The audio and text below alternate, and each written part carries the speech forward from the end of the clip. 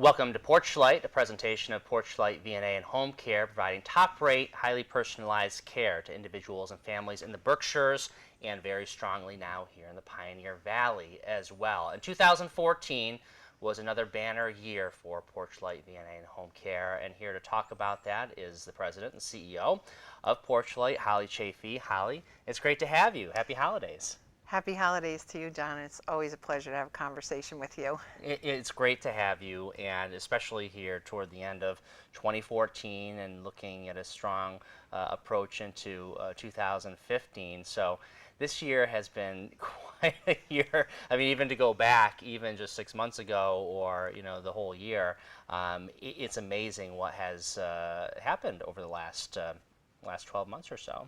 Absolutely. Yes, we've had a banner year. We had our merger with Chicopee VNA in April 1st, 2014. So we doubled the size of our organization in both our private pay company and our certified company. So that's been great. We have added some great clinicians and managers to our team, as well as home health aides, homemakers, companions, live-in caregivers. And we now service all of Hampden, Hampshire, and Berkshire counties. And one of the things that, of course, is a challenge when one organization merges with another is to ensure that you have a certain mission and ensuring that you continue to have the same kind of quality. Now, in this situation, both organizations, Chicopee VNA and Porchlight, had a long tradition of excellence. So that was something I know that was first and foremost in your mind and in the board's minds as they were thinking of getting this together. Absolutely.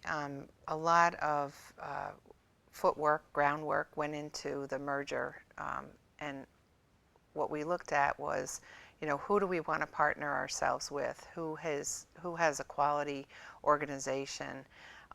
Chicopee VNA this year, now Porchlight VNA, is in the top 500 for Home Care Elite.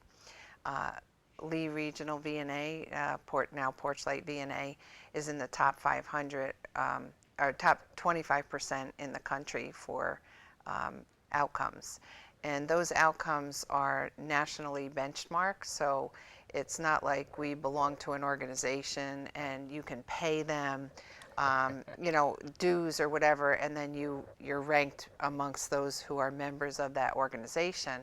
This is a national venture, and it's OASIS based, so our OASIS questions, which monitor our outcomes, are how we're measured. So to be one of the top 500 and in the top 25% in the country is quite an honor, and quite a lot of work done by the staff and the office to accomplish those goals. So I'm very proud of the staff that we have in both branches that have been able to accomplish that. It's a good point that you make that it's not simply an organization that you become a member of and you get ranked based on that smaller scale. This is literally all the agencies across the country that are a part of this, and I think those statistics are also backed up by the fact that you also had a deficiency-free survey from the Department of Public Health, which, I mean, that's now, that's about as public as it gets, and there are different criteria for different areas of healthcare. So in the long-term care world, the deficiency-free is extremely significant. Same thing for a home care agency. Absolutely, and there is a new survey process. This is the second time that Porchlight's gone through the new survey process. So 3 years ago, we had a deficiency free survey. I guess they say no one can be deficiency free, but what their language is that you've met all of the criteria for the Department of Public Health survey, and you've had no issues. And so yes, they were just here last week, and once again, deficiency free, we like to say, but they like to say that you've had no issues and you've met all of the goals. As good as you can get, basically. Yeah, as good as it gets, and it's quite a great thing. And we are one of two certified home cares in Berkshire County that has received the Home Care Elite status, top 25%. None of the others have gotten into that ranking. So if organizations or nursing homes, assisted livings are concerned about their outcomes or who they're partnering with, they definitely should look to us because we do maintain those high standards and have for in the 5 years that I've been here and even prior to that. So, and it's the same way in our Chicopee branch. So increasing our footprint, I think, was a very good measure to take in looking at the future of healthcare because it assists us with our contracting. We belong to Visiting Nurse Association of New England. I'm the immediate past president of the board of directors there. I know you met with Ed Devaney last week, and he talked with you about the clinically integrated network, which we're part of. And there are 20 freestanding VNAs that are not attached to hospital systems that belong to Visiting Nurse Association of New England. And we are rolling out our clinically integrated network, our best practices, and all of us, which cover the entire state of Massachusetts, with the exception of the Cape, and we're doing business the same way. So we have the same pathways. So for example, if a CHF, congestive heart failure patient goes into the hospital and comes out, we all have the same process that we follow for caring for our patients. So that patient will have front-loaded visits. They'll get a visit every single day for the first week, whether it's from the nurse, the physical therapist, the home health aide. They'll also have telehealth put into their homes so that we can monitor their vital signs remotely and their oxygen levels, their weights. So if a patient gains a pound, we know exactly what to do right away to prevent them from going into the hospital. And it's very interesting because as we talk about healthcare reform and the trends in healthcare, outcomes are becoming more and more important because what is more important than the outcome? Basically what happens with the patient. Do they have a good experience? Do they feel better? Do they get better? Or in the case of someone who is more progressed, is there a higher quality of life for that individual? At the end of the line of care. And so really, when you're talking about that referral source network, that is so critically important because the idea is that basically we're reducing hospital readmissions because we know the hospital is the most expensive place, to provide care, emergency room, especially. So to be able to have that, really, it should be the most important thing for other partners to look at as far as where do we send our patients. Absolutely, and not being attached to a hospital system can be challenging in this environment, and that's why we developed the clinically integrated network, so that we do have a network of providers that we work with and partner with, and we've been able to collect data to be able to present to our partners, nursing homes, skilled nurse facilities, assisted livings, physician groups, and it's been great. And John, I have to tell you, because you just made me think of this. We have received a letter in the mail today from one of the local physicians here in Berkshire County, who one of our live-in caregivers was taking care of his mother-in-law. And this doctor took the time to sit down and write a letter of thanks for this live-in caregiver who cared for his mother-in-law till her dying day at home. And he was so complimentary, and I can't tell you how much that means to the staff that I work with when they receive a letter of thanks like that, because they know they're doing a good job and they know they're doing their best, but when someone takes the time out to recognize them, it just it's a great feeling. And we were able to share that with the staff this morning at a home health aid in-service meeting, and the smiles on their face are from ear to ear, and it was just really a nice thing. It is, because it takes a special person to be that home health aide, and for people who to go into this healthcare world, and to be very good at it, it does take a special individual. So that's that's a great story, and good to hear that they are being recognized for great work, and for the home health aides. That's one of the things that Porchlight and formerly Lee Regional VNA did some years ago, was to be able to provide both the what we call the certified side of things, which you've done for over 100 years, but then there's the uncertified, the private pay side of things, which really complement each other. And we've had conversations about that, because really, for individuals who need a little boost, it may not be a clinical boost, but you're able to provide that, and then so it's more of a continuum within the home. It is a total continuum. Here in Berkshire County, we have the full continuum of care from acute to chronic care. So we have our nurse practitioner, Barb Tracy, who goes out and makes home visits for the acutely ill, and then also the chronically ill. And then we have the certified side, which takes the insurance reimbursement for care. There has to be a skill, the patient has to be homebound. Every insurance has different criteria, but we take the majority of the insurances. And then on the private side, we have the home health aides, the homemakers, the companions, the live-in caregivers, and the hourly caregivers as well. So a live-in caregiver, the difference between a live-in caregiver and an hourly caregiver is the live-in actually goes and moves into the patient's house. They're there 24/7. They cook, they clean, they take care of the physical needs of the patient, and they're non-medical.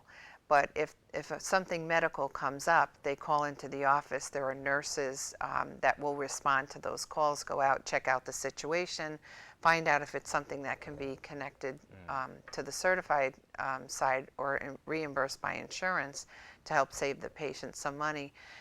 Also, we have the geriatric care management service, where if a patient's family or a patient themselves doesn't know where to begin, they know they need some help, but they just don't know what to do, they can give us a call and we can go out and assist them.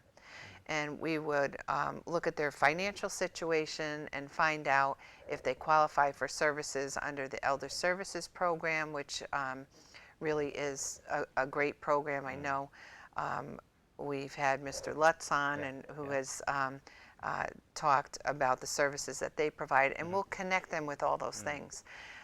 They can also, if they're at home and they're not homebound, but they do have a blood pressure problem and they don't want to take the time out of work to stop in a doctor's office or stop at a pharmacy to get their blood pressure taken, we can put that machine right into their house. They can step on a scale, get weighed, check their oxygenation, get their blood pressure, their pulse, and respirations taken. That information will come through the phone lines into our computer system, and we can monitor that. The physician would give us parameters as to what that particular patient or person's information should be, and if it goes above or below those parameters, then we contact the physician's office and let them know so that something can be done immediately about it. Most people don't really realize that your blood pressure is a silent killer. So people will say, gee, that guy, he was healthy, he ran track, he was in shape, he was a gym teacher, and he dropped dead at 52. And that's a very common thing that happens because it's the silent killer. So to monitor those things, it can be done at home. You could take charge of it yourself, and the information can come right back to the office. Which is also interesting, because part of the Porchlight mission as a nonprofit has been to reach out to the community and provide some of that. So even for individuals who don't need home care services and they're completely independent, still can check those vitals. So there are a lot of blood pressure screenings that Porchlight does, and other types of even contracts that you have with the departments of health to provide those services. Yes, we are the Board of Health agent for 10 towns in Berkshire County. And actually today there is a in-service going on with Lynn Prue, our very rehab busy, aren't director. you? Absolutely. I had to stop and think for a Fortunately, very second. Let's busy see, these where are we? days. So in Beckett today, Yeah. they're doing at the senior center an in-service on falls and like a mini fall prevention in-service. We do fall clinics. We have a 6-week program that we provide out in the community. We also do flu clinics.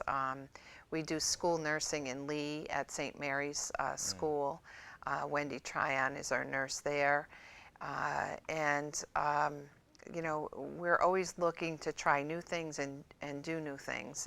And we have a lot of partners out in the community, and we're always looking for new partnerships. Yeah. And I think it's also, you know, from a town's perspective, a cost-effective way of providing those, you know, services that maybe a town isn't able to invest, you know, for that, you know, complete full nurse on staff, where, Right. you know, Porchlight can get that contract, provide the service that's needed, and be able to be more efficient that way, or it seems that way anyhow. Yeah, well, we monitor all the communicable diseases that are in those towns, and that's a big job. You know, something comes up, you have to follow through. If every town had to hire a nurse to monitor that, it would cost them a lot more than their contract with us individually. Now, where healthcare has been headed over the last several years, it seems as though you know, people are able to get or are getting a higher level of care shifting up through. So, for instance, individuals who once were in a nursing home can now receive that care perhaps in assisted living or at home, particularly. And those who are in nursing homes today are perhaps sicker than they once were, and so forth. So it seems like there's this shifting, and the idea, at least from the government officials that they've been putting out there, is that they want people to stay home. You know, one of the challenges is, do we have the reimbursements to follow that philosophy? That's a whole another conversation. But generally speaking, there's so much more care that can be provided today in home, you know, in just the last few years compared to even just 5 or definitely 10 years ago. Absolutely, and I would say that trend has been taking place over the past 20 years. 20 years. Okay. And, you know, if you talk to me, I'm going to tell you that anybody can be maintained at home with the proper resources. Sure. And, you know, they have to have some financial resources as well as, you know, the clinical resources and the family support that's needed. So, you know, we maintain people at home that are on ventilators. We maintain people at home who have multiple chronic diseases. And we put a combination of services in depending upon what they qualify for financially and what they can pay for. We also take long-term care insurance. So a lot of people up in this area work for General Electric, and many of them have long-term care insurance policies. They may not even know that they have the policy. Interesting. Yeah. And so we always ask, and they're like, well, gee, you know, I think I have something, but I'm not sure what it is. So we have to review each of the policies because each policy is written differently and covers different things. But long-term care policies will cover some of them up to $275 a day, down to $30 a day for home care. Some of them don't have a home care benefit. Most of them do. Some of them have waiting periods. Some of them don't. So we look at that policy and find out how the patient can be reimbursed for the care that they receive at home, and we're happy to help them to look at that and take a review of it. And that's, of course, part of the whole intake coordination, the challenges, because, you know, in a lot of ways you have all these different policies. From your perspective, healthcare reform, how has it affected things? How has it not impacted things thus far? Well, I think we've been undergoing healthcare reform for a number of years without any formal type Right. of bills being introduced, but our impact has really been financial.